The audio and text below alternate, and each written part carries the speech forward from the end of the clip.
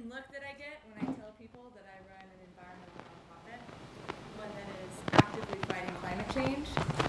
It's a combination of gratitude and pity. It's my job to calculate how bad the things that we're doing really are to the planet.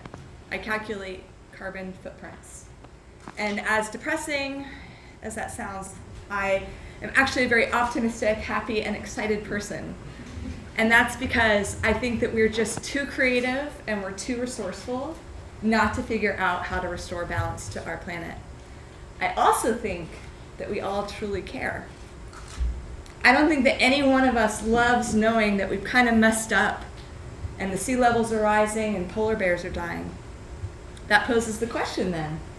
If we know it's a problem and we all care, why aren't we doing more?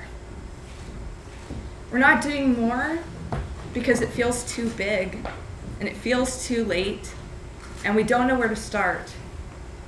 Or worse, we think we already have.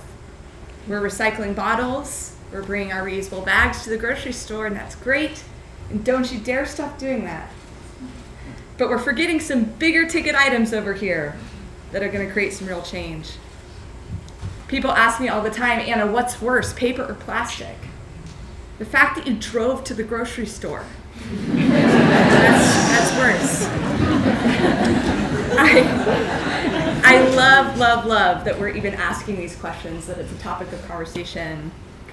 But what we need is a concrete sense of what's worse, a concrete sense of scale when it comes to our impact on the environment. The same sense of scale we have with our health. We know smoking a pack of cigarettes is way worse for us than a cupcake. And I don't expect you to know whether paper or plastic is worse. I do expect you to know whether your impact is going to be in the single, double, or triple digits. I was at a hotel recently, and there are signs everywhere saying, we need to save the planet. Please reuse your towels. And that's great. But there were 9 lamps in that room with inefficient bulbs that were on when I walked in. Don't not reuse the towel, but don't not notice those 9 lamps being on.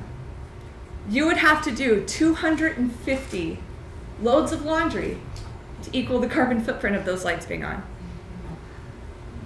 I was at a restaurant with a friend, and she comes out of the restroom and asks me, Anna, what's worse, drying your hands with a paper towel or using an electric dryer? And then she ordered a cheeseburger. Don't not question the carbon footprint of drying your hands, but then don't turn around and not question the carbon footprint of that cheeseburger. You would have to dry your hands in either variety 2,190 times to equal the carbon footprint of that cheeseburger. Somebody said after hearing some of these facts, it made them feel like a terrible person. And that is not the point of this talk. I am not the pollution police. I drive a car. This shirt was probably made halfway across the world. But the difference is I kind of know how bad my actions are, which gives me an opportunity to make up for it. Thee that has the awareness has the responsibility.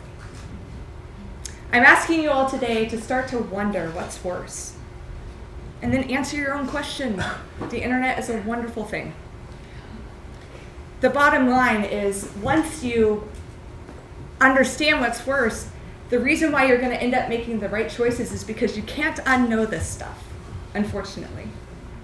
Try walking into a hotel room now and seeing all those signs and not counting how many lamps are on in that room.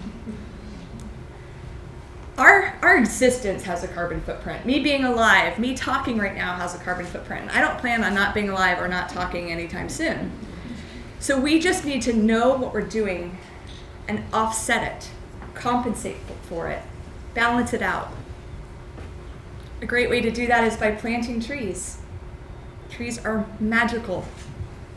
They take all our pollution and they turn it into something that we all like a lot, oxygen. If you take everything I've talked about today, the hotel lights, the cheeseburgers, the plastic bags, all of that, if you take all of that to offset the carbon footprint of all of that, you would have to plant 1 tree. This is called a carbon offset, doing something good for the planet to make up for our bad stuff. Carbon offsets aren't new. There's a lot of options now where you can add a couple dollars on your purchase to offset the carbon footprint of it, making its way to your door, and do that. But I'm challenging you all to go further.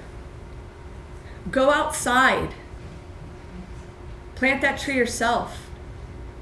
In that moment, your hands are dirty, you are sweaty, you're connected to the environment that I know you want to protect. You're aware. It is not too big. It is not too late. You are not a terrible person. The answer is right in front of us every single day. Do your best to question the carbon footprint.